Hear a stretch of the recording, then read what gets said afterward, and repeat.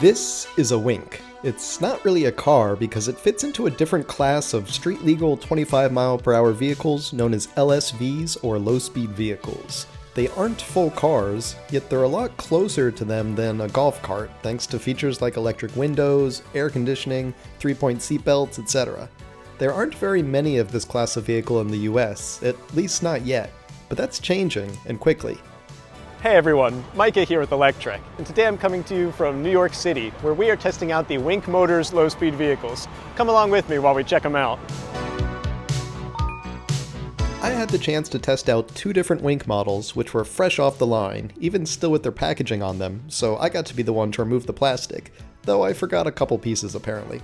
They even still had their car covers on them, that big silvery thing in the back there, though the back seat on this one is folded down anyways in cargo format, but you could fold it back up to get a couple more seats back there. There are actually 4 different 4-seater models in the Wink lineup, which I got to see in Wink's US warehouse. There are 2 of this smaller car, known as the Sprout, one with a solar panel on top and one without. Then there are 2 versions of this slightly larger model. One is a coupe called the Mark I, and then there's this one with 4 doors and a solar panel on top, and this one is known as the Mark II Solar. The vehicles range in price from around $9,000 to $12,000 depending on the model and options, and if you're new to the industry, that might sound steep, but if you've seen what new golf carts cost these days, then that's actually around the same price, except that these are fully street-legal electric vehicles, not golf buggies.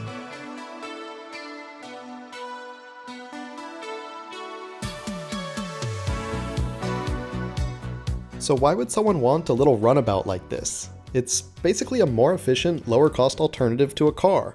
You get all the covered, climate-controlled advantages of a car, like heater and air conditioning, plus locking doors so you can leave your stuff in the vehicle, but you also get the nimbleness of a smaller vehicle.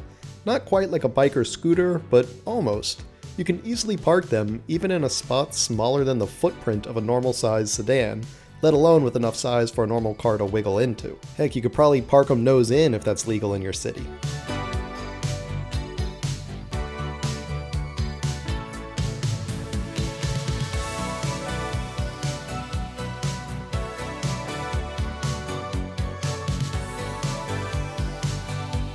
That climate control is a big deal too if you're in an area that regularly gets cold, or hot, or rainy or snowy. You can ride a bike in the rain or snow, sure, but it's not a lot of fun. A Wink, on the other hand, doesn't mind the rain or snow at all. The car is also narrow enough to wiggle into or around just about anything you'd want, including getting into places where you probably shouldn't be, but you just couldn't pass up the photo op value of a great skyline shot. I see these vehicles as fitting into 3 major use cases. The first is for urban residents, where they'd be used just like you see me here, driving around a city. With 4 seats, these vehicles can fit the whole family, or you can get a couple weeks worth of groceries in them, especially in the Mark I or Mark II that have that hatchback in back and storage behind the rear bench. Though as I mentioned, those bench seats can fold down for extra cargo room. Now 25 miles an hour probably sounds slow to you, but it's actually more than enough for many cities. The average speed of traffic in Manhattan is 4.7 miles per hour, believe it or not. In an entire day of driving here, I think I was only able to get up to the top speed a couple times when I didn't have any cars in front of me. The best chance I had was when I took the Brooklyn Bridge into Manhattan, and since LSVs are legally allowed on roads posted up to 35 miles per hour, and the Brooklyn Bridge has a 35 mile an hour speed limit, it was a great chance to put the pedal to the metal.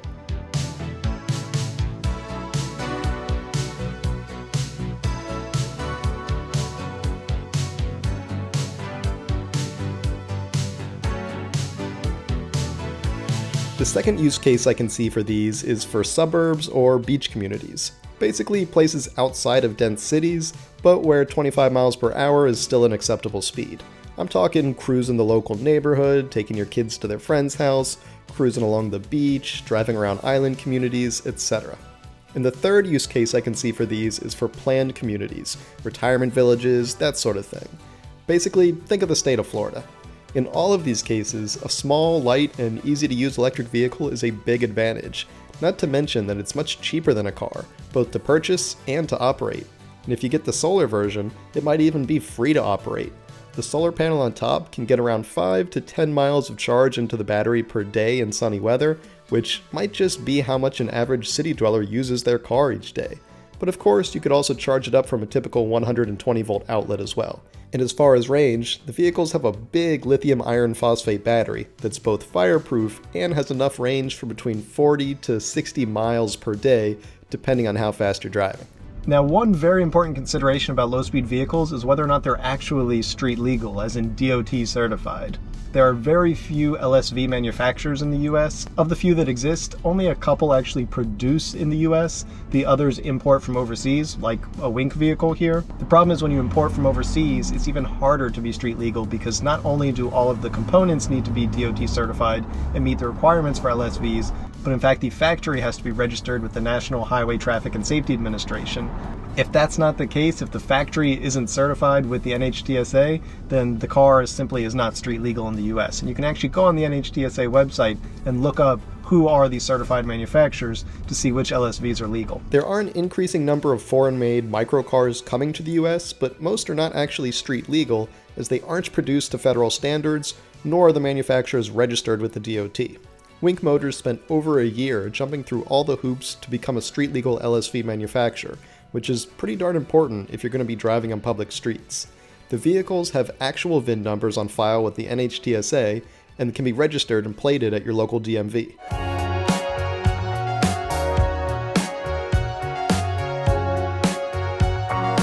You may be wondering how safe I feel driving around in one of these. Well, as someone who doesn't use a car and normally gets around by bike or motorcycle, I actually kind of felt safer than normal.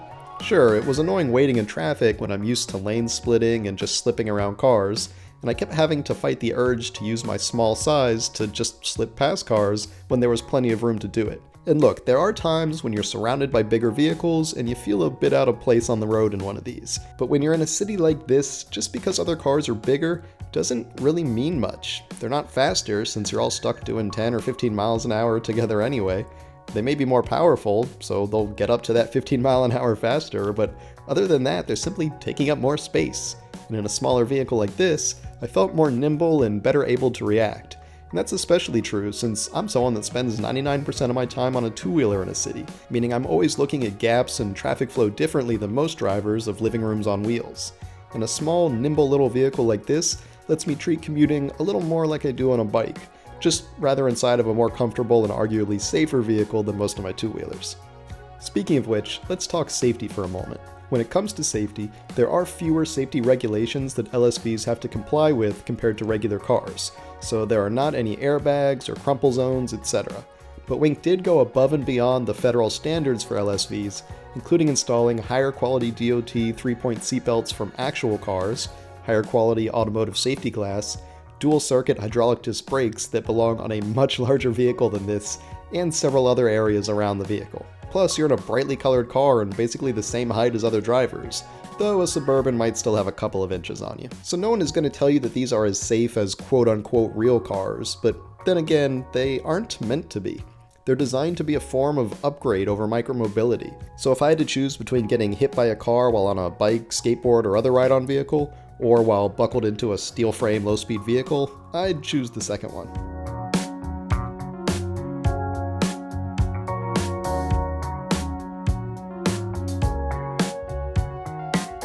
All told, I'm pretty excited about the future of LSVs in the US, and I think Wink has really landed on something neat here. There are fancy electric bicycles that cost $9,000, and so to get a car-like electric vehicle for the same price is pretty darn impressive. Sure, these LSVs have limited utility compared to real cars, and if you live off of a 50-mile-per-hour road, this is not for you. But you're also in the minority because most people don't live on the side of a highway. And just because it doesn't work for everyone, doesn't mean it won't work for a lot of people. And so even if just a fraction of the US starts replacing a second large car or SUV with a smaller LSV, or even forego a real car entirely and just get by with a bike and an LSV, then that would go a long way to making our cities safer, cleaner, and more pleasant to move around, whether the way you get around is by car, bike, or shoes.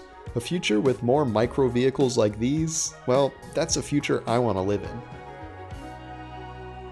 Thanks for watching, everyone. We hope you enjoyed that first ride in the Wink Motors Sprout and the Wink Motors Mark II. If you did enjoy the video, we hope you give it a thumbs up. And don't forget to subscribe so you won't miss any of our future electric vehicle videos. We'll see you here next time.